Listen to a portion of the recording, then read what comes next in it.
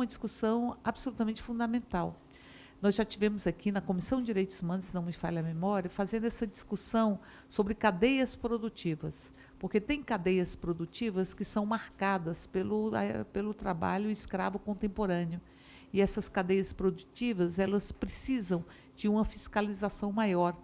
Mas, veja, nós estamos vivenciando um momento em que nós não temos mais Ministério do Trabalho, o Ministério do Trabalho foi extinto, e que não tem qualquer tipo de movimento por conta do Estado de uma fiscalização, do aprofundamento de uma fiscalização no que diz ao trabalho escravo. Nós temos agora, na cadeia, por exemplo, a liberação de mais de 200 tipos de agrotóxicos, que é uma reivindicação de um segmento do latifúndio, ou seja, um segmento do agronegócio que se utiliza de agrotóxicos e que agora teve a liberação desses mais de 200 agrotóxicos, 49 são altamente tóxicos, considerados como altamente tóxicos. Então, neste quadro em que você tem o Brasil sem os órgãos de fiscalização, sem a compreensão do trabalho análogo ao próprio Estado, trabalho análogo ao trabalho escravo, nós vamos ter dificuldade de que o Estado cumpra essa função. E aí, Miguel, ocorre que nós deveríamos trabalhar com outras formas de fiscalização. E eu penso que uma das formas mais concretas de fiscalização é o empoderamento dos próprios movimentos e dos próprios trabalhadores. Como é que você constrói um nível de discussão com os trabalhadores, particularmente dessas cadeias produtivas, mas não só dessas cadeias produtivas. Nós vamos ter o Café de Minas, que já foi bastante discorrido aqui nesta casa e que não tem respostas. Se constatou que há realmente um trabalho análogo. Você tem a indústria do tabaco, que em grande medida você também tem a existência de trabalho escravo, a indústria de modas, que você tem também uma conotação muito grande e denúncias de trabalhos análogos ao trabalho escravo.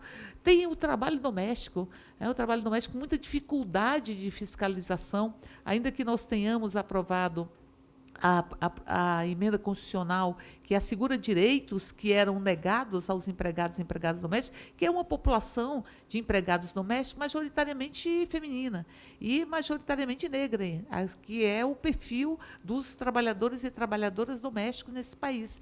Então, portanto, você tem um enfraquecimento do Estado, e, ao mesmo tempo, o enfraquecimento das entidades sindicais, porque há uma ação muito intensa de debilitar os sindicatos, seja através da negação da própria contribuição, seja através da dificuldade de arrecadação por parte dos associados. Então, você tem, eu diria, uma tempestade, como dizem, perfeita, para que você não tenha os instrumentos para combater. O que nos cabe, e aí, nesse sentido, eu e o deputado Túlio, nós apresentamos um requerimento que já foi aprovado, que é um requerimento de criarmos, nesta Comissão do Trabalho, uma subcomissão do trabalho escravo, para que nós possamos, primeiro, fazer uma série de audiências em vários locais, identificadas as cadeias, e há uma identificação, então não nos cabe apenas estar identificando quais são as cadeias produtivas. Isso já existe uma identificação de quais são as cadeias produtivas que são mais vulneráveis ou que são mais fragilizadas no enfrentamento ao trabalho análogo ao trabalho escravo. E, nesse sentido, a partir dessas cadeias, como é que nós podemos construir na subcomissão desta comissão da Comissão do Trabalho, como é que nós podemos construir compromissos, identificadas as cadeias, como é que nós podemos, com o Ministério Público do Trabalho, com os órgãos que nós temos, estabelecer compromissos para o enfrentamento ao trabalho análogo ao trabalho escravo. Mas, para além disso, eu acho que é importante trabalhar e pautar as entidades sindicais, as entidades que trabalham pelos direitos, os direitos humanos, pautar as entidades para que haja um processo de conscientização e de fortalecimento dos próprios trabalhadores através das suas representações, para que nós possamos fazer esse nível de enfrentamento. E, por fim, dizer que nós estamos vivenciando um processo que ele vem em galope. Ele vem, então, assim, nenhuma violação de direitos, penso eu, ela fica ensimesmada.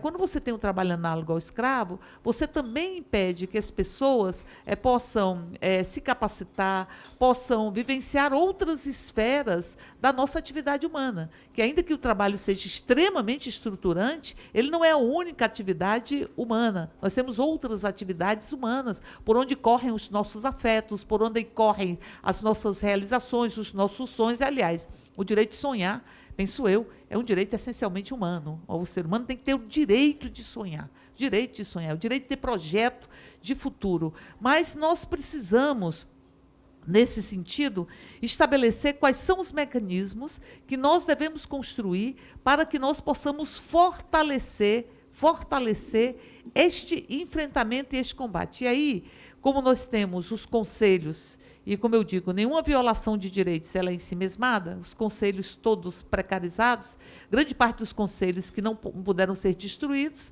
estão precarizados. Perderam a paridade entre sociedade civil e Estado, são dominados pelo Estado, são conselhos que ficam dominados pelo Estado, não tem mais reuniões presenciais, são reuniões só por teleconferências, inclusive o deputado Túlio é relator de uma proposição de um decreto anterior, que revia os conselhos, e assim, vários conselhos, inclusive o CONATRAI, que foram extintos, se não me engano, ou os que sobreviveram foram conselhos que são manipulados ou, digamos assim, cesseados na sua atuação de participação da sociedade civil. A política de participação da sociedade civil nas políticas públicas, ela foi letalmente ferida com essa resolução dos conselhos. Então, penso eu que nós deveríamos, nesse trabalho da subcomissão, estabelecer um planejamento que a gente tem que fazer coletivamente, mas mais do que o planejamento, como é que nós também fazemos uma articulação para empoderar o Conselho, para empoderar um Conselho a partir da participação da sociedade civil, enfim, que é um instrumento democrático que a gente simplesmente não pode abrir mão deles. Nós estamos com, penso eu, a retirada de direitos, ela não caminha sozinha, ela carrega juntos a democracia. E o ferimento na democracia também não caminha junto, carrega junto os direitos. Liberdade, democracia e direitos, eles andam colados uns nos outros, porque um se alimenta do outro, para que nós possamos realmente valorizar o direito de termos um trabalho decente, um trabalho que é uma atividade estruturante do ser humano. Então, sugiro eu que nós possamos implementar esta subcomissão o mais rapidamente possível, que nós possamos fazer um planejamento estratégico dessa subcomissão coletivamente, com a participação de parte dos que estão aqui, que contribuem fundamentalmente com essa discussão, mas que a gente possa fazer um trabalho, que a gente possa identificar das cadeias produtivas, fazer um trabalho muito centrado nessas cadeias produtivas. Nós não vamos abarcar o conjunto do trabalho escravo que existe, mas nós podemos atacar algumas cadeias produtivas e, a partir daí, de forma exemplar, problematizar e generalizar as soluções que sejam construídas. E trabalhar na denúncia, que pode ser também através dessa subcomissão, na denúncia da precarização dos conselhos, particularmente do CONATRAI, que me parece que foi extinto o CONATRAI, não foi? Foi reeditado. Foi reeditado sem participação. Então, mas com menos pessoas, e a presidência, como a presidência é do poder público, nós vamos ter o rompimento na prática da própria paridade, embora haja paridade. Então, você diminui a participação. Então, assim, que nós possamos fazer essa denúncia aí, Túlio, eu, aproveitando as experiências que existem, que estão sendo trazidas aqui para que nós possamos analisar, que nós possamos fazer um movimento internacional, inclusive, uma pressão internacional por resgate do CONATRAI na sua essência e, ao mesmo tempo, que nós possamos fazer este enfrentamento, tudo através da subcomissão, que, penso, já foi aprovada, precisa ser instalada. E eu já sugiro que o deputado Túlio ele seja ou o presidente ou o relator desta subcomissão, mas que tenha realmente, porque foi a partir da iniciativa dele, para discutir o CONATRAI, para discutir o Conselho, o Trabalho Escravo, enfim, e foi a partir da iniciativa que nós criamos essa subcomissão. Era isso.